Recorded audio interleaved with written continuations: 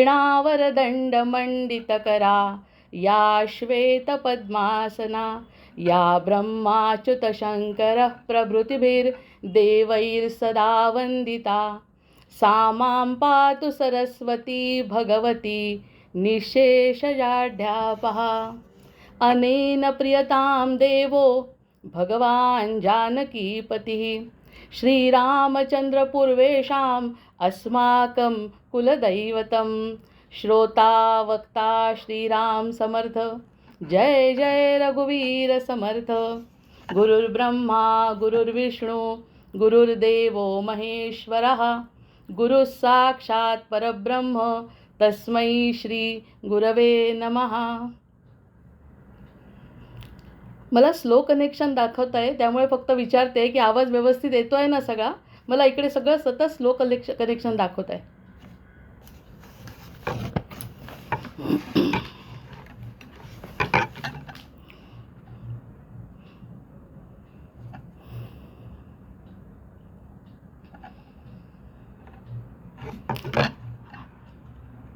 सध्या आपल्याला विचार जो करायचा आहे तो जो अतिशय सुंदर असा मार्गशीर्ष महिना जो सुरू आहे, त्या मार्गशीर्षानंतर हा जो धुंदुरमास सुरू झाला आहे ना, तो काहीतरी विशेष आहे। सध्याच्या परिस्थितीमध्ये आपण अतिशय सुंदर असा दत्तजन्माचा उत्सव अनुभवला, गुरुतत्वाचा अनुभव आपण घेतला। ज्या ठिकाणी आपल्याला आनंद घ्यायचा आहे अशा ठिकाणी आपण गुरुतत्वाच्या ठिकाणी जाऊन अनुभव घेतला, जो मार्गशीर्ष मासानां मार्गशीर्षोहम असं भगवंतांनी गीतेत म्हटलं आहे। त्यामुळे तो मार्गशीर्ष महिना आणि आता जो 16 तारखेपासून सुरू झाला आहे ना, तो धुंदुरमास आहे। तो धुंदुरमास विशेष आहे। हा जो धुंदुरमास विशेष कसा की या ठिकाणी याला विशेष महत्त्व आहे। धुंदुरमासाला खूप महत्त्व आहे, कारण दक्षिणायन जे असतं 22 जूनपासून सुरुवात होते दक्षिणायनाला, तो जो आहे तो देवतांची रात्र असते। असं आपण आता काही गोष्टी गृहीत धरायच्या आहेत। काही गोष्टी गृहीत धरून म्हणजे त्या गोष्टींवर आपला विश्वास आहे असं गृहीत धरून आपल्याला पुढे जायचं आहे। त्यामुळे प्रत्येक गोष्टी आपल्याला समजल्या तर त्यातून आनंद निर्माण होणार आहे।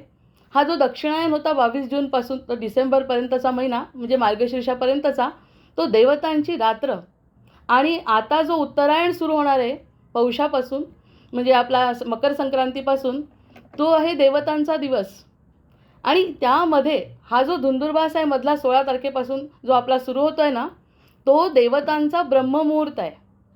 तो देवतांचा ब्रह्ममुहूर्त आहे, म्हणजे ती देवतांची पहाट आहे। हा एक महिना जवळपास आपल्याला यासाठी शुभकार्य करत नाही। शुभकार्याला जरी तो नाही मानला जात तरीसुद्धा हा महिना काही विशिष्ट गोष्टींसाठी म्हणजे आत्मपरीक्षणासाठी, आपल्या स्वतःच्या कल्याणासाठी हा महिना खूप चांगला धरला जातो, विशेष मानला जातो हा महिना त्या ठिकाणी। आणि प्रत्येक तिथीचं पण एक महत्त्व आहे। प्रत्येक तिथीचं आणि म्हटलं आहे असं की तिथीच्या वाचनानं वैभव स्थिर होतं। तिथीच्या वाचनाने वैभव स्थिर होतं, म्हणजे पंचांग पाहणंसुद्धा किती आवश्यक आहे असं आपण म्हणतो। पंचांग पाहणं किती आवश्यक आहे असं जेव्हा म्हणायचं असतं आपल्याला, तेव्हा म्हणतो की तिथीच्या वाचनाने काय होतं, तर तिथीच्या वाचनाने वैभव स्थिर होतं। या सगळ्या गोष्टी जर आपल्याला ज्ञानरूपाने कळायला सुरुवात झाली तर आपण त्या गोष्टी आपोआपच करू ना। मग वाराच्या वाचनाने काय होत आहे, तर वाराच्या वाचनाने दीर्घायुष्य लाभतं। वाराच्या वाचनाने दीर्घायुष्य लागतं। रोज आपण त्या गोष्टीकडे बघितलं त्या दृष्टीने, आणि ज्ञान झाल्यानंतर आपण ज्ञानाबद्दल चर्चा करणारच आहे, पण ज्ञान घेण्यासाठी आपली बुद्धीसुद्धा तयार पाहिजे ना। मग ही जी बुद्धी तयार पाहिजे आहे तर ती वाराच्या वाचनाने दीर्घायुष्य लाभतं आहे। नक्षत्रांच्या वाचनांनी पापांचा नाश होतो। ह्या धुंदुर महिन्याचं वैशिष्ट्य सांगत असताना विशेष देवता कशा असतात त्या ठिकाणी, मग योगाच्या वाचनाने वियोगाचा नाश होतो। योगाचा जो आपण तो योग वाचतो, आजचा योग कोणता, आजचं नक्षत्र कोणतं, आजची तिथी कोणती, हे जेव्हा वाचतो तेव्हा त्या त्यावेळी पापांचा नाश होतो म्हणतात, वियोगाचा नाश होतो म्हणतात। आणि कर्णाचं जे वाचन करतो त्यामध्ये कर्ण असतो, त्या कर्णाचं वाचन केल्यानं इच्छा पूर्ण होतात। आणि हा 16 डिसेंबरपासून मंगळवारपासून जो सुरू झाला आहे ती भगवंताची ब्रह्ममुहूर्त आहे। म्हणूनच जेव्हा भीष्मांनी म्हटलं आहे की भीष्म म्हणाले की त्यांचा मृत्यू शरशय्येवर पडलेले असताना त्यांनी सांगितलं की दक्षिणायन संपल्यानंतर मी उत्तरायणामध्ये जेव्हा सूर्य असेल त्याच वेळी माझा मी त्याग करीन, कारण इच्छामरण येत ना आपले भीष्म। त्यामुळे त्यांनीसुद्धा तो महिना निवडला। आणि हा जो महिना आहे त्या महिन्याचं विशेष महत्त्व असं सांगताना त्या तिथीचं सुद्धा महत्त्व सांगतो आहे, वाराचं वैशिष्ट्य असं सांगितल्यानंतर आपल्याला ह्या गोष्टी पटायला पाहिजे. आणि या गोष्टी पटल्यानंतर आपण तसा जर विचार केला, याचं पौराणिक महत्त्वसुद्धा आहे थोडंसं असं सुरुवातीचा वेळ असल्यामुळे आपण त्याचं पौराणिक महत्त्व जर ऐकलं तर पौराणिक महत्त्वामध्ये या महिन्यामध्ये सूर्य जसं आपण मकर संक्रांतीचं वैशिष्ट्य मानतो त्या मकर संक्रांतीपर्यंत जायचं आहे. आत्ताचा हा जो महिना आहे आणि गुरुपौर्णिमा आपलं दत्त जयंती झालेली आहे, त्या दत्त जयंतीनंतरचा आत्ताचा हा जो मधला महिना आहे जो शुभकार्यांसाठी योग्य नाही म्हणतात, पण त्यावेळी काय काय घडू शकतं याची जर माहिती आपण घेतली तर आपण जास्तीत जास्त उपयोग आपल्या बुद्धीला चालना देत या गोष्टीचा करून घेऊ शकतो. कारण म्हणे हा जो सूर्य आहे, सूर्याचं भ्रमण जे होतं त्यावेळी भ्रमण करत असताना त्यावेळी त्याच्याजवळ महापद्म आणि कर्कोटक नामाचे 2 नाग त्याच्या रथासोबत, महापद्म आणि कर्कोटक नामाचे 2 नाग, आप आणि वात नामाचे 2 राक्षस, नंतर ताक्ष आणि अरिष्टनेमी नावाचे 2 यक्ष, अंशु आणि भग नावाचे 2 आदित्य, चित्रांगद आणि अरणायो नावाचे 2 गंधर्व, सहा आणि सहस्या या 2 अप्सरा, क्रतू आणि कश्यप नावाचे 2 ऋषी, एवढे सगळेजण त्या रथाच्या सोबत भ्रमण करत असतात या काळामध्ये. म्हणजे ज्यावेळी या सगळ्या गोष्टी कळतात तर सूर्याचं भ्रमण होत आहे. आधीच तर सूर्य आत्म्याचा कारक आहे. सूर्य आत्म्याचा कारक असल्यामुळे या आत्म्यासाठी काय आवश्यक आहे, तो कशाच्या सोबत भ्रमण करतो आणि सूर्याचं तेज आणि प्रकाश आणि बुद्धी या सगळ्या गोष्टींचा विचार जर केला तर सूर्य आत्म्याचा कारक आहे आणि सूर्याच्या सोबत हे सगळे जात असतात. हे आपल्याला पौराणिक कथेमध्ये कळत आहे. ह्या पौराणिक कथेमध्ये जर त्यांनी सांगितलं आहे की या सगळ्या गोष्टी आहेत, म्हणजे प्रत्येक महिन्याचं एक वैशिष्ट्य आहे आणि त्या महिन्यामध्ये जर आपण एखाद्या गोष्टीला सुरुवात केली तर हे सगळं पृथ्वी तत्व आपलं, हे सगळं ब्रह्मांड आपल्याला वेगवेगळ्या पद्धतीने मदत करतं आणि हे सगळे त्याच्यासोबत आहेत, त्याच्या रथासोबत चालत आहेत. आणि ते जर आपल्याला कळलं आणि त्याप्रमाणे जर आपण आपली बुद्धीचं आणि ज्ञानाचा विचार केला तर आपल्याला यातून किती अधिक पटीने फायदा होऊ शकतो. या सगळ्या गोष्टी माहिती असणं आधी आवश्यक आहे की नाही. या सगळ्या गोष्टी एकदा माहिती झाल्या की त्यानुसार आपण तसा प्रयत्न करू.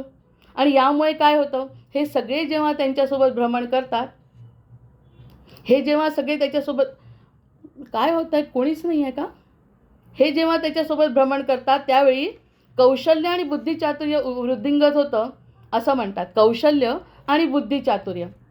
आता 3 भाग आहेत भगवंतापर्यंत जर पोहोचायचे. आपली जर इच्छा आहे की आपल्याला भगवंताचं दर्शन घडावं किंवा आपण भगवंताला ओळखावं किंवा मी कोण आहे जर मला कळून घ्यायचं असेल तर आपल्याला 3 मार्ग आहेतच की नाही. ज्ञानमार्ग आहे, भक्ती मार्ग आहे आणि योग मार्ग आहे. तर यासाठी ज्ञानमार्गामध्ये बौद्धिक तप लागतं की नाही. आपल्याला बुद्धीनी या सगळ्या गोष्टी झेपायला पाहिजे, समजायला पाहिजे, आपलं मन त्या ठिकाणी गेलं पाहिजे. हे जेव्हा आपण करू तेव्हा या सगळ्या गोष्टींपर्यंत आपण पोहोचू शकतो. म्हणजे ज्ञान जर मिळवायचं असेल आपल्याला, ज्ञानमार्गाने जर जायचं असेल आपल्याला तर बौद्धिक तप आवश्यक आहे. म्हणजे या गोष्टी माहिती असणं आपल्याला खूप आवश्यक आहे. आणि दुसरी गोष्ट भक्तियोग जर असेल, जसं आपण दासबोध ऐकतो, पुराण ऐकतो, सगळी चरित्र वाचतो, तेव्हा आपल्याला जेव्हा भक्तियोग असतो त्यावेळी हृदय महत्त्वाचं आहे. त्या हृदयामध्ये आधी भक्ती ओतप्रोत भरल्यानंतर त्या गोष्टी आपण वाचून त्याचा अनुभव घेतो. आपण जेव्हा असं म्हणतो, दासबोध जेव्हा सांगते तेव्हा मुळातच हा भक्त आहे हे गृहीत धरून जेव्हा एखादी व्यक्ती निरूपण करते किंवा एखादी गोष्ट सांगते तेव्हा त्या भक्तापर्यंत ते निश्चितच पोहोचतं. कारण तो मुळातच हृदयपूर्वक ती गोष्ट ऐकायला बसतो. म्हणजे त्याचा पाया काय आहे, भक्तीचा पाया आहे आपलं हृदय. त्या हृदयामध्ये आधीच भगवंताबद्दल जर प्रेम असेल तर आपण ते भक्ती मार्गाने म्हणजे आपल्या हृदयातून त्याचा झरा येतो आणि आपण त्या गोष्टी त्या आनंद घेऊ शकतो. म्हणजे भक्ती मार्ग वेगळा आणि ज्ञानमार्ग वेगळा. ज्ञानमार्गासाठी कशाची गरज आहे, ज्ञानमार्गासाठी आपल्याला बुद्धीची गरज आहे, समजून घेण्याची गरज आहे. अथातो ब्रह्मजिज्ञासा आपण म्हणतो, अथातो ब्रह्मजिज्ञासा. मूळ माणसाची आवडच आहे की मी कोण आहे, मी कशासाठी आलो आहे, भगवंत कोण आहे, ही सृष्टी कोण आहे, हे सगळे प्रश्न आपल्या मनामध्ये पडलेले असतात. मग त्यासाठी आपली बुद्धी म्हणजेच आपलं तेज म्हणजे या सगळ्या गोष्टींचा मनन करणं, चिंतन करण्यासाठी आपल्याला बुद्धीची गरज आहे. म्हणजे भक्तियोगामध्ये हृदयाची गरज आहे. ज्या हृदयामध्ये ओतप्रेत प्रेम आणि भक्ती असेल, त्या भक्तांनी जर ती गोष्ट ऐकली तर त्याच्या हृदयातूनच आपोआपच भक्तीचा झरा पाझरतो आणि ती गोष्ट त्याला पटते आणि त्यातून त्याचं कल्याण होतं. आपण एक विषय जो ठरवतो त्यामध्ये 3 मार्ग अगदी स्पष्ट दिसतात. पहिला झाला ज्ञानमार्ग, दुसरा झाला भक्तिमार्ग आणि तिसरा जो योगमार्ग आहे तो शारीरिक तपाने मिळतो. हठयोगी ज्याला म्हणतो आपण. जे हठयोगी असतात, शरीराने जे तप करतात, त्यांचंसुद्धा तप साधं नाही आहे. त्या साधं नसणाऱ्या तपातून म्हणजे शरीराला तापवत ते जे कष्ट करतात आणि त्या कष्टातून त्यांना सिद्धी मिळते किंवा त्यांना जे काही त्यांचं गंतव्यस्थान आहे ते त्यांना प्राप्त होतं. जे 3 अतिशय वेगळे आहे. आपण जर दासबोध किंवा एखादं पुराण सांगायला घेतलं तर त्या ठिकाणी भक्तिमार्ग ओतप्रोत आहे. बोलणारासुद्धा भक्त असतो आणि ऐकणाराही भक्त असतो. त्यामुळे अतिशय उत्तम मिलन त्या ठिकाणी होत आहे. पुराण सांगताना, भागवत सांगताना, भागवताच्या कथा जेव्हा एखादा वक्ता सांगतो तेव्हा वक्ताही रंगून जातो, श्रोताही रंगून जातो. कारण तो भक्तिमार्ग आहे. म्हणजे हा सुद्धा कोणत्याही मार्गाने गेलं तरीसुद्धा साधणार तेच आहे. पण कशाची गरज असते आधी पहिल्यांदा ज्ञानासाठी बौद्धिक तप जर म्हटलं आहे तर बुद्धी त्या ठिकाणी आपली वळायला पाहिजे की नाही. आपली बुद्धी त्या ठिकाणी वळल्याशिवाय आपल्याला त्या गोष्टीचा लाभच होणार नाही. त्यामुळे पहिलं जर तत्त्व कोणतं असेल, ज्ञानमार्गाकडे जर वळायचं असेल, तसा विचार केला तर दासबोधामध्ये ज्ञानमार्ग आहे, अद्वैत आहे आणि भक्ती आहे. पण मूळ पिंड संत असे आहेत ते की ज्यांनी भक्तिमार्गाने म्हणजे मानावा राम सर्वदा करता असं म्हणत त्यांनी भक्तांना आपल्याकडे वळवण्याचा प्रयत्न म्हणजे मूळ हे गोष्ट हृदयातून निघणारी आहे. मग हा जो भक्तिमार्ग आहे आणि मग योगाबद्दल आपण सध्या बोलू शकत नाही कारण योग हा शारीरिक तपाचा आहे. मग आपण म्हणतोय की नाही की बुद्धीच्या दृष्टीने जर विचार करायचा असेल तर सगळ्यात पहिल्यांदा आपल्याला आपल्या स्वतःच्या बुद्धीला स्थिर करावं लागेल की नाही. किंवा आपलं जे गंतव्यस्थान आहे, जिथे कुठे आपल्याला जायचं आहे तो मुळात प्रश्न तर पडायला पाहिजे. आधी जर तो प्रश्न पडला नाही तर पुनरपि जननम पुनरपि मरणम असं म्हणत आपण जगतोय, न कळता जगतोय. जोपर्यंत हे लक्षात येत नाही तोपर्यंत आपण अगदी सर्वसाधारण जीवन म्हणजे या ज्ञानाकडे, ह्या प्रकाशाकडे, असं काही विशेष ज्ञान आहे ज्या ठिकाणी आपण वळू शकतो असं आपण करू शकत नाही. कारण त्याची जाणीवच होत नाही. मग ती जाणीव होण्यासाठी सुद्धा आपल्याला काहीतरी घटना घडावी लागते किंवा गुरुकृपा व्हावी लागते किंवा आपलं स्वतःचं पुण्य फळाला यावं लागतं. ह्यापैकी एखादी गोष्ट घडली की त्या व्यक्तीची अशी जिज्ञासा निर्माण होते. तो भक्त तर असेलच, मुळात तो रामाला मानत असेल, कृष्णाला मानत असेल, दत्ताला मानत असेल. पण तो जो भक्त आहे ना त्या भक्ताला असं वाटतं की अंधश्रद्धा नसायला पाहिजे. असा एखादा शिकलेला असेल किंवा एखादा या विद्येचा अभ्यास केलेला असेल, त्याला एकदम पटत नाही. एकदम डोळ्यातून पाणी येणं इतकं सोपं नाही आहे. भक्ती नसताना मनात किंवा त्या गोष्टीची पक्की कल्पना नसताना एकदम मनातून पाणी येणं आणि त्यामध्ये रंगून जाणं सोपं नाही ना. मग इतकं सोपं नसताना तो काय प्रकार करतो आधी. मग तो काय म्हणतो की आपण ज्ञानमार्गाने जाऊया. ज्ञानमार्ग वगैरे असं म्हणत नाही, पण इथे काय मिळेल आपल्याला, या ठिकाणी काय साध्य होऊ शकतं आपल्याला असा प्रयत्न करतो. म्हणजे याचा अर्थ काय, त्याचा अर्थ काय आणि असं होतं आहे का तो तपासून बघेल. आणि तसं समर्थही म्हणतात की तपासल्याशिवाय विज्ञान सिद्ध होत नाही. आणि त्याची तपासणी अशी आहे म्हणतात ज्ञानमार्गाची सुद्धा. शंकराचार्य असो, समर्थ असो, ते म्हणतात त्याचं शेवट असं आहे की ब्रह्मानंदम परमसुखदम केवलम ज्ञानमूर्तीम.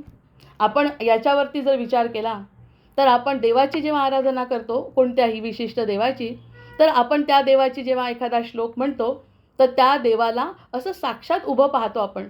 रामाची उपासना केली तर राम सगुण रूपामध्ये दिसतो. कृष्णाची उपासना केली तर सगुण रूपामध्ये त्याचं श्लोकामध्ये वर्णन येतं. देवीचं केलं तरी देवी समोर येते. विठ्ठलाचं केलं समचरण सरोजम तर विठ्ठल समोर येतो. पण आपल्या गुरूंचं वैशिष्ट्य काय आहे, जे ज्ञान देणारे गुरु आहेत ना त्यांचं वैशिष्ट्य काय आहे की ब्रह्मानंदम परमसुखदम केवलम ज्ञानमूर्तीम. त्यांना असं म्हटलं आहे की ब्रह्मानंदम गुरूंचं रूपच नाही आहे. हा तर सगळ्यात मोठा बुद्धीला झालेला आनंद आहे की गुरु कोणत्याही रूपात आपल्याला सांगता येत नाही. म्हणून स्वतः दत्तगुरू सगळ्या विश्वाचे गुरु असताना त्यांनी 24 गुरु का केले? कारण त्यांना वाटलं कुठूनही ना कुठून तरी आपल्याला ज्ञान मिळेल. ज्ञानाची जी जिज्ञासा असते ती कुणीसुद्धा पूर्ण करू शकतं असा त्यांचा विश्वास आहे. म्हणून त्यांनी आपल्याला सांगून दिलं की गुरु आपल्याला कुठूनही मिळू शकतात आणि गुरूंचं असं एक रूप नाही आहे. हा अद्वैताचा खरं पहिला सिद्धांत आपल्याला समजायला पाहिजे. आपल्या दृष्टीने जर विचार केला, बुद्धी वळवण्यासाठी गुरुचं रूप जर बघायचं असेल आपल्याला, तर ब्रह्मानंदम परम सुखदम या 2 गोष्टींमध्येच आपण समजू शकतो की ब्रह्मानंदम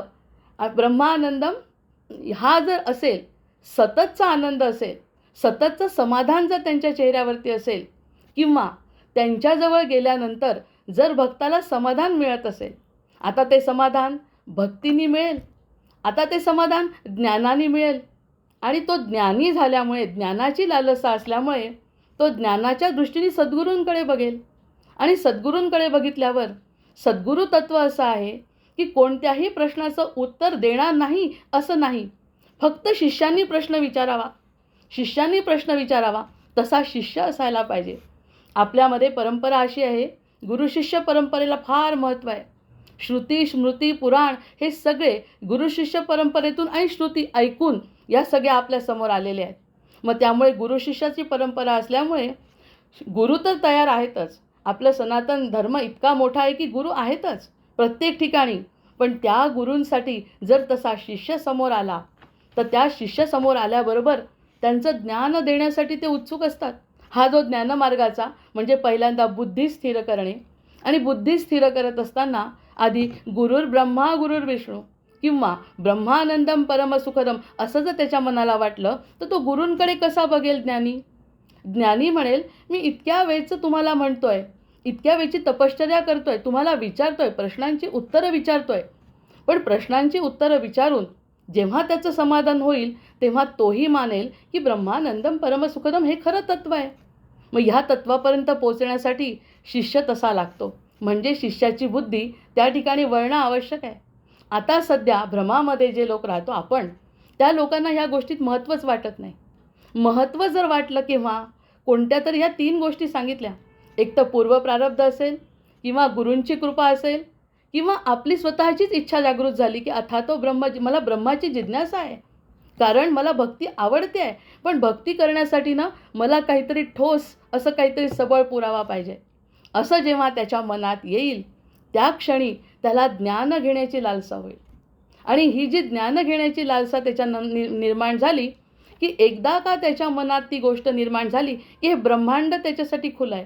आणि हा जो महिना आपण म्हणतो, हा 1 महिना 16 तारखेपासून जो सुरू झाला आहे, हा ज्ञानप्राप्तीसाठी अतिशय उत्तम महिना आहे. कारण या महिन्यामध्ये तुमच्या सगळ्या इच्छा पूर्ण होतील, कौशल्य आणि बुद्धिचातुर्य वृद्धिंगत होईल असा हा महिना. कारण सूर्याच्या समोर किती लोक भ्रमण करतायत असं आपलं पुराण सांगत आहे.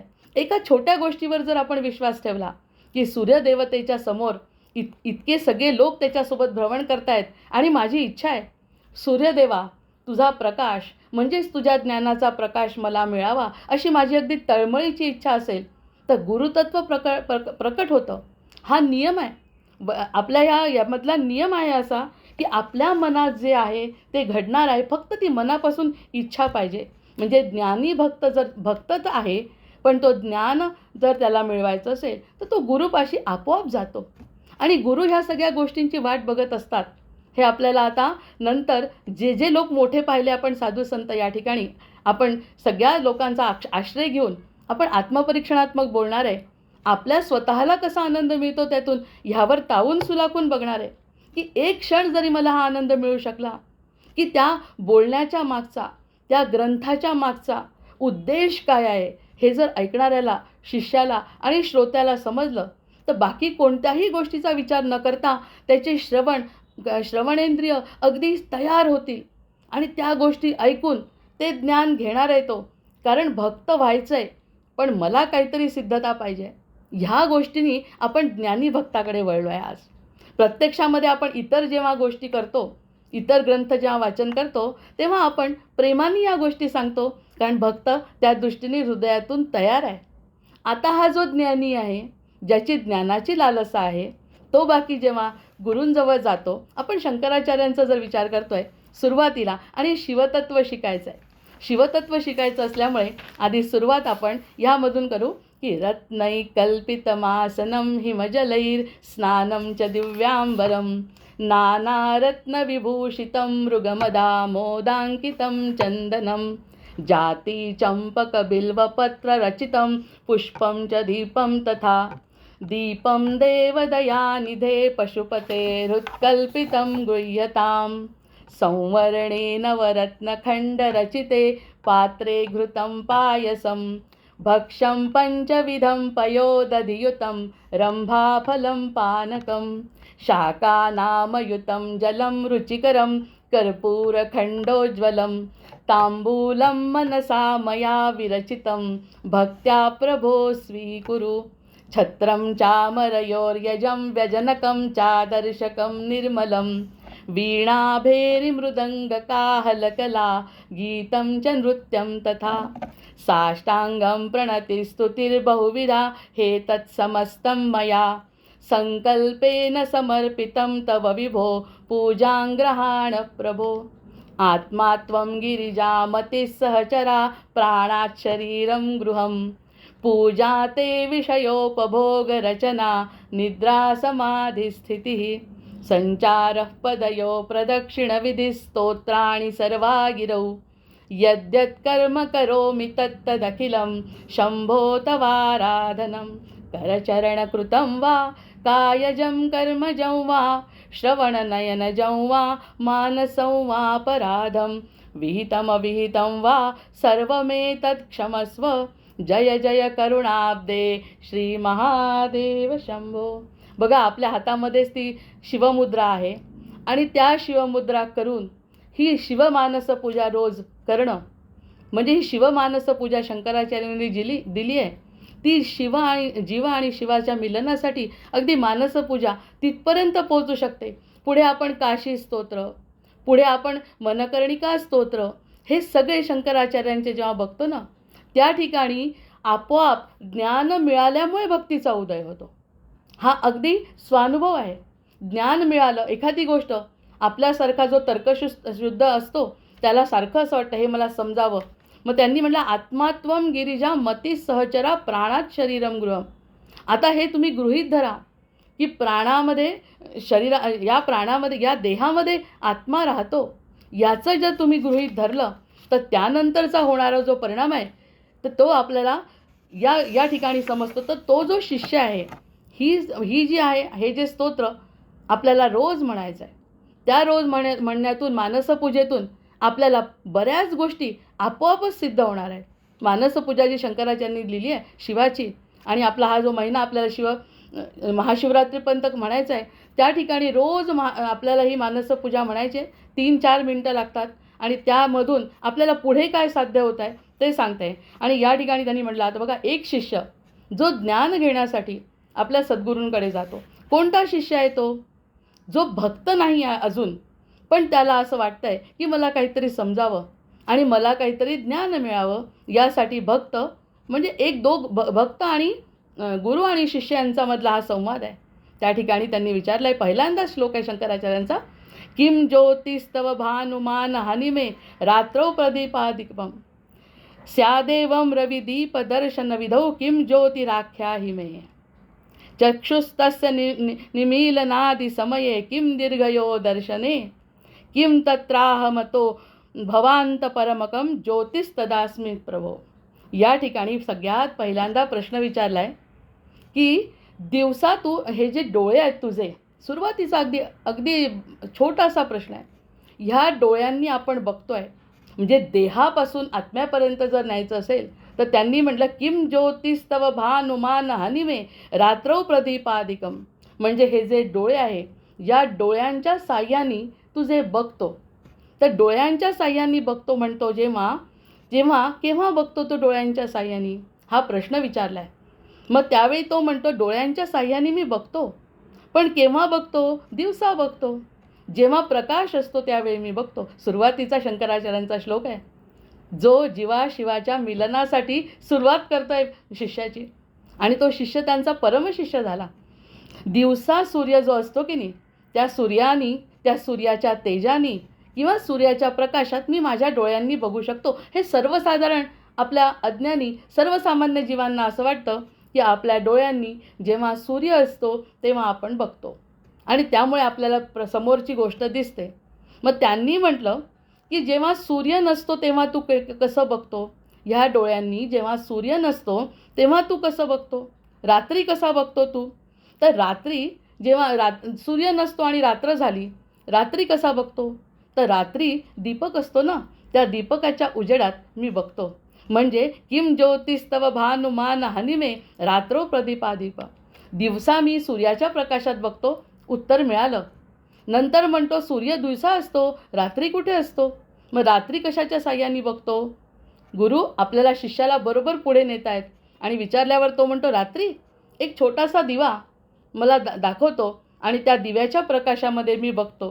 स्यादेवम रविदीप दर्शन विधौ किम ज्योतिराख्या हिमे. आता त्याला बघणारे आपले डोळ्यात रात्र आहे, दिवसाचा प्रकाश झाला, रात्रीचा पण प्रकाश आपण त्या छोट्याशा दिव्यानी बघितला आणि त्यानंतर जर तू तुझे डोळे बंद केले आणि रात्र झाली, डोळे बंद केल्यानंतर तुला काहीतरी दिसतं की नाही, तू बघू शकतो की नाही? तर तो म्हणतो तू काय बघू शकतो? कल्पना करू शकतो. समोर जर अन्न आलं आहे तर त्या अन्न आल्यानंतर बरोबर घास आपल्या तोंडात जातो की नाही? मग त्या ठिकाणी सूर्य पण नाही, चंद्र पण नाही आणि तुझे डोळे पण बंद आहेत. मग डोळेही बंद आहेत, सूर्य नाही, चंद्र नाही, तरी तुला दिसतंय आणि तुझं अन्न तुझ्या मुखात जातंय. म्हणजे हा कोणता प्रकाश आहे? हे सांग मला. हा कोणता प्रकाश आहे? म्हणजे प्रकाश देहाकडून पंचमहाभूतांकडून आपण आपल्या आत्म्याकडे जर जायचं असेल तर प्रवास उलटा आहे. कारण ज्ञान देत आहेत ते. तर तो म्हणतो माझी बुद्धी मला सांगते, कारण मला या सगळ्या गोष्टींची सवय झाली आहे आणि सवय झाल्यामुळे मला बुद्धी सांगते की आता यावेळी हा घास या ठिकाणी आपल्या मुखात घालायचा आहे. म्हणजे आधी आपल्या डोळ्यांनी सूर्यप्रकाशात बघितलं, त्यानंतर चंद्रप्रकाशात किंवा दिव्याच्या प्रकाशात बघितलं आणि त्यानंतर त्यांनी बघितलं आपल्या बुद्धीच्या प्रकाशात. बुद्धीला माहिती आहे माझ्या, कारण मला या गोष्टीची सवय, अनैसर्गिक क्रिया आहेत ना या सगळ्या, त्या अनैसर्गिक क्रियेमधून मला कळलं म्हणतो बुद्धीचा प्रकाश. आता ते म्हणतात, गुरु विचारतात, बुद्धीच्या प्रकाशात जर तुला कळलं, बुद्धीच्या प्रकाशात जर कळलं तर बुद्धी कुठून बुद्धी आहे हे तुला कुठून कळलं? मग त्याच्यावरती तो जरा विचार करतो शिष्य. अरे हो, या गोष्टी लक्षातच आल्या नाही. जोपर्यंत आपण अज्ञानात असतो, कोणत्याही गोष्टी आपण गृहीत धरतो, ज्या आहेत त्या गृहीत धरतो, इथपर्यंतच विचार करतो. माझ्या डोळ्यांनी बघतो, प्रकाश असताना बघतो, रात्री दिव्याच्या प्रकाशात बघतो. त्याच्याही पुढे थोडंसं खोल गेल्यानंतर म्हणतो की जरा बुद्धीच्या प्रकाशात बघतो. बुद्धी कशाच्या प्रकाशात बघते? मग आता देह संपतो आहे, देह संपल्यानंतर तो म्हणतो आत्म्याच्या प्रकाशात मी बघतो. म्हणजे कुठेतरी आत्मा आहे हे त्याला जाणवून देत आहेत की देह जरी संपला, बुद्धी चक्षु तुझे बंद आहेत डोळे, तरीही सुद्धा तू बघू शकतो. बुद्धीच्याही पुढे काहीतरी आहे आणि बुद्धीच्या पुढे काय आहे तर तो आत्मा आहे. हे तुझ्याच उत्तरात मला कळलं. तू काय सांगितलं की मी आत्म्याच्या प्रकाशात बघतो. मग आत्म्याच्या प्रकाशात बघतो असं म्हटल्याबरोबर गुरूंना आनंद झाला की हा थोडा पुढे गेला. हा साधा प्रश्न विचारला आहे सुरुवातीला, कारण आपण मानसपूजा करत आत्म्यापर्यंत जाणारे आधी भक्त झालो आणि त्यानंतर ह्या शिष्यांनी विचारलेल्या प्रश्नाचं उत्तर देत असताना हळूहळू कसा वेदांत सांगता येते. मग आत्म्याच्या प्रकाशात बघतो. मग हा जो आत्मा आहे तो आत्मा कशाच्या प्रकाशात बघतो? हा शेवटचा प्रश्न विचारला आहे गुरूंनी त्याच्या. मग तो म्हणतो हा जो प्रकाश आहे ना तो परमात्म्याच्या प्रकाशात असतो. म्हणजे परमात्म्याचा अंश आत्मा आहे, इथपर्यंत आलो. देह जरी असला माझा तरी देहाच्या चक्षुनी म्हणजे या साध्या डोळ्यांनी जेव्हा बघतो तेव्हा सर्वसाधारण असं वाटतं की हा प्रकाश आहे, उजेड आहे, त्यामध्ये बघतो. इतपतच आपण परमार्थाचा विचार करतो. याच्यावर आपण स्वतः ज्ञानाची इच्छा असेल तर आणि तरच या गोष्टी करतो. अन्यथा धर्म अर्थ काम मोक्ष यामधल्या मोक्षाचा विचारच कोणी करत नाही. कारण धर्म अर्थ आणि काम, धर्म थोडाफार करतो, अर्थ आणि काम हे झाल्यानंतर आपण या ठिकाणी थांबतो. श्रेयस आणि प्रेयस जसं म्हणतो तसं त्या ठिकाणी तो थांबतो. मग पुढचा जो मोक्षाचा मार्गापर्यंत जायचं असेल तर पुढचा प्रश्न आणि त्याचं उत्तर आवश्यक आहे. मग प्रश्नाचं उत्तर देत असताना देह ज्या ठिकाणी काही चालत नाही देहाचा प्रकाश म्हणजे कोणताच नाही. बुद्धीच्या पुढे आत्मा, आत्म्याच्या पुढे कोण? आत्म्याला प्रकाशवतो कोण? कारण आत्मा जर नसेल तर या देहाला काय किंमत आहे? हे सुद्धा मध्ये गुरूंनी सांगितलंच असेल समजावून, की जर आत्मा नसेल शरीरामध्ये तर देहाला काय महत्त्व आहे? त्याला शव म्हणतात. मग त्या शव नाही म्हणजेच आत्मा आहे. मग आत्मा आहे, मग त्या आत्म्याला प्रकाश कोण देतो? हा देह तर त्या ठिकाणी चालतच नाही. हा देह त्या ठिकाणी पुरू शकत नाही. मग त्याला देणारा कोण आहे? तर तो चैतन्याचा प्रकाश आहे, म्हणजेच परमात्म्याचा प्रकाश आहे. म्हणून हे प्रभो, आता मला पटलं की मला नुसत्या डोळ्यांनी जेव्हा बघतो तेव्हा त्या चर्मचक्षुषा मागे बघण्याची जी बुद्धी आहे, त्याच्याही पुढे बघण्याचा जो आत्मा आहे, त्याच्याही पुढे आत्म्यालाही प्रकाश देणारा परमात्मा आहे. आणि त्या परमात्म्याचाच मी अंश आहे. तीच ज्योती मला उजळत असते. असं जेव्हा शिष्यांनी उत्तर दिलं असेल तेव्हा अर्थातच बरेचसे प्रश्न त्याचे सुटले असतील. आणि सद्गुरू प्रत्येक प्रश्नाचं जर उत्तर देतात म्हटलं तर शिष्याचे प्रश्न संपत नाहीत. आणि भक्तिमार्गामध्ये प्रश्नच नाहीत कोणाला काही. जसं वक्ता सांगेल, जसा आपला ग्रंथ सांगेल तसं तसं ऐकत जातात. डोळ्यातून पाणी येतं आहे आणि आपल्यासमोर ती मूर्ती उभी राहते. होणारच आहे. कारण प्रत्येक गोष्ट जी एक आपली ठरवली, मग दासबोधामध्ये वेदांत बोलता येणार नाही. कारण आपले संत सांगतात आहे की आपल्याला ज्ञानापेक्षा विश्वास आहे ना रामावर, द्वैतामध्ये विचार आहे ना, तू भक्त आणि तो परमात्मा आहे ना. मग इतका विचार केल्यानंतर अद्वैताकडे जाण्याची गरज काय? मी दास्यत्वातूनच भगवंताकडे बघू शकते आणि भगवंताला माझं जीवन अर्पू शकते. मी सर्वस्व अर्पण करू शकते. माझी बुद्धी त्याला समर्पित करू शकते. हा भक्त झाला. पण ज्ञानाकडे गेल्यावर बाबा रे, तुला हे जे मी ज्ञान देतोय ना, म्हणजे तुला हे जे पटतंय, समजतंय, कारण तू भक्तापेक्षा वेगळा विचार करतोय ना, म्हणून ज्ञानाकडे वळला. अन्यथा ह्या गोष्टी तुझ्या मनातच आल्या नसत्या. मग ज्ञानमार्गसुद्धा खुला आहे. ज्याला जशी बुद्धी आहे त्या बुद्धीप्रमाणे तो त्याचं ज्ञान घेऊ शकतो. मग त्यांनी सांगितलं की माझ्या डोळ्यांना फक्त सूर्यप्रकाशच समजावू शकतो. माझ्या डोळ्यांना फक्त प्रकाशातच दिसतं असं नसून मी रात्रीसुद्धा बघतो. रात्री काय माझे डोळे बंद केले तरीसुद्धा मला दिसतं.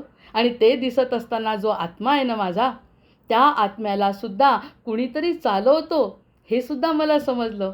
म्हणजे हळूहळू आत्मात्वम गिरिजा मती सहचरा प्राणात शरीरम गृहम, हे सांगितलंच ना. पहिला प्रश्न जेव्हा प्रश्न विचारला गेला कोणातर्फे? भक्तातर्फे आणि शिष्यातर्फे, सद्गुरू फार खुश होतात. अशा प्रकारचे प्रश्न जो विचारेल त्या सगळ्या प्रश्नांची उत्तर द्यायला सद्गुरू तयार आहेत. आणि त्याचा शेवट कशात व्हावा ही त्यांची अपेक्षा आहे. त्याचा शेवट त्याच्या आनंदात व्हावा, त्याच्या समाधानात व्हावा, ही एकच इच्छा आहे. म्हणून पुन्हा ब्रह्मानंदम परमसुखदम केवलम ज्ञानमूर्तीम, हे फक्त बाकी मनाने मानायचं आहे की तुझ्या प्रत्येक प्रश्नाचं उत्तर मिळेल. पण तरकटपणा चालणार नाही. तुला हृदयापासून जर एखादा प्रश्न पडत असेल आणि तो अगदी सत्याकडे नेणारा असेल, त्या प्रत्येक प्रश्नाचं उत्तर द्यायला मी बांधील आहे आणि ते देणार आहे. आणि त्यातून मला जो आनंद मिळाला आहे ना, तो आनंद मी तुला देणार आहे. आणि त्याहीपेक्षा अधिक पुढे जायचं असेल तुझ्या बुद्धीप्रमाणे तू जाऊ शकतो. एका बिंदूपर्यंत येऊन सूक्ष्मामध्ये आणून ठेवलं आहे. स्थूलातून सूक्ष्मामध्ये आणून ठेवतात. आणि सूक्ष्मात आणि स्थूलामध्ये आलो आपण. जेव्हा एखादा भक्त ज्ञानी असतोच, बुद्धी चांगली असते त्याची, तेव्हा तो जेव्हा सूक्ष्मात येतो, मग एक बिंदू आपण जर लक्षात घेतला तर त्या बिंदूतून अनेक रेषा जाऊ शकतात. अनेक रेषा म्हणजे अनेक विचार जाऊ शकतात. इतके विचार त्या बिंदूंमधून जाऊ शकतात. अनेक विचार तो करू शकतो. आणि ज्या विचारांमध्ये, मग मनावर आलो आपण, ज्ञानमार्ग असल्यामुळे मन विचार करतं. आणि शंकराचार्य म्हणतात मनाने विचार करा. तुम्हाला पुढे भक्तच व्हायचं आहे, शेवटी तर भक्तच व्हायचं आहे. पण आधी तुम्ही मनाने विचार करा. तुम्हाला वाटेल तसा विचार करा. अगदी नास्तिक असलात तरी चालेल, आस्तिकच असले पाहिजे माझ्यासमोर असे नाही. पण तरकटी विचार न करता शास्त्रशुद्ध विचार करत असाल, कोणताही विचार करा. तुमच्या मनामध्ये सगळ्या प्रकारचे विचार एकत्र येऊ द्या आणि आल्यानंतर त्यांना शांतपणे बघा, विचार करा. त्यावरती कोणत्याही प्रकारची प्रतिसाद न देता जर तुम्ही स्थिर राहिले तर अशा प्रकारचं मन एखाद्या गुरुला फार आवडतं. आणि हे ज्ञानमार्गाचा पाया आहे. ज्ञानमार्गाचा पाया कोणता? मग मी म्हटलं हे 5 मिनिटाचं अष्टक रोज म्हणायचं आहे आपल्याला. कशासाठी? आपले 3 मिनटं जातील, पण त्या 3 मिनिटामध्ये आपण त्या ठिकाणी समर्पित होऊ. हे एवढे 8 प्रकारचे लोक जे आपल्या पुढे जातात, आपल्या सूर्याच्या सोबत जे फिरतायत त्यांचा आशीर्वाद मिळेल. आणि माझीच मूद आहे हाताची, माझीच ज्योतिर्लिंग आहे आणि शंकराचार्यांची कृपा आहे म्हटल्यावर शिवतत्वापर्यंत जायला हरकत नसावी. यासाठी ही बुद्धी स्थिर करण्यासाठी शंकराचार्य म्हणतात सुरुवातीला तुमच्या मनाला मोकळं सोडा. मन हे द्वार आहे. शिव म्हणतात मन हे द्वार आहे. तुम्ही वेगवेगळ्या विचारांनी जाऊ द्या, अहो नाही जाणार कुठे. कारण आहे ना, शेवटी हृदय बसलाय ना आतमध्ये, आत्मा. त्या हृदयाला कधी ना कधी वाटेलच की आपल्याला आपल्या गंतव्यापर्यंत जायचं आहे. त्यामुळे हृदयाचं ऐकेपर्यंत त्याला मोकळं सोडून द्या म्हणतात, काही हरकत नाही. मग त्यासाठीच तो श्लोक आहे की मंत्रे तीर्थे द्विजे देवे दैवज्ञे भेषजे गुरव यादृशी भावना यस्य सिद्धिर्भवती तादृशी. जशी तुमची भावना असेल त्या सगळ्या भावनेंना फळ मिळण्याचं कार्य या ठिकाणी ब्रह्मांड करतोय. आणि हे सांगताय कोण आपल्याला? सांगतायत सद्गुरू. कुणाला सांगतायत? ज्याला ज्ञान घेण्याची इच्छा आहे. ज्ञान का घ्यायचं आहे? कारण भक्ती तर करायची आहे, पण भक्ती अंधश्रद्धा वाटते. मग प्रत्येक गोष्टीचा आम्हाला उत्तर हवं आहे. असं जेव्हा माझ्यासारखा विचार करतो की आपल्याला काहीतरी उत्तर मिळालं तर मी खुश होईन. कारण आपण शिकलेले लोक आहोत. मग शिकलेल्यानंतर जर आपल्या बुद्धीला पटलं, आपल्या मनाला पटलं, कारण मन हा पाया आहे. ज्ञानमार्गाचा मन हा पाया आहे. मग त्या मनाला कुठे न्यायचं? मग त्या मनाच्या सगळ्या प्रश्नांची उत्तरं द्यायला म्हणे मी तयार आहे. आपल्याला कळायला पाहिजे की सद्गुरू किती तयार आहेत. फक्त तुम्ही प्रश्न विचारा. त्या शारीरिक तपाबद्दल आज आपण बोलत नाही आहे, कारण तो हटमार्ग आणि योगमार्ग आहे. आणि भक्तिमार्गसुद्धा सध्या वेगळ्या ठिकाणी सुरू असल्यामुळे भक्तिमार्गावर न जाता आपण ज्ञानमार्गाने जीवशिव तत्त्वाचं मिलन कसं होतं ह्याचा थोडासा आत्मपरीक्षणात्मक जर अभ्यास केला तर ह्या सगळ्या गोष्टी आपल्याला समजू शकतात. निश्चित आहे, कारण ज्ञानमार्गामध्ये उत्तरं मिळणं खूप आवश्यक आहे. आता आपल्या मनामध्ये ज्या काही संकल्पना असतात ना त्या पक्क्या असतात. त्याचं कारण जन्मापासून आपण या सगळ्या गोष्टी बघत असतो की एक गोष्ट ठरवली म्हणजे तशी आणि तशीच व्हायला पाहिजे. वेळ झालेली आहे, मला थांबायला पाहिजे आहे का? थांबायला हवं आहे का? नवीन विषय नाही घेता येणार. आवाहनं न जानामि तवार्चन पूजांचैव न जानामि क्षम्यतां परमेश्वर क्षम्यतां परमेश्वर क्षम्यतां परमेश्वर. जय जय रघुवीर समर्थ. जय जय रघुवीर समर्थ. आज पहिला दिवस असल्यामुळे कसं काय होतं आहे, ॲडजस्ट होतं आहे त्याप्रमाणे सांगायचा प्रयत्न केला. पुढच्या वेळेस घड्याळ समोर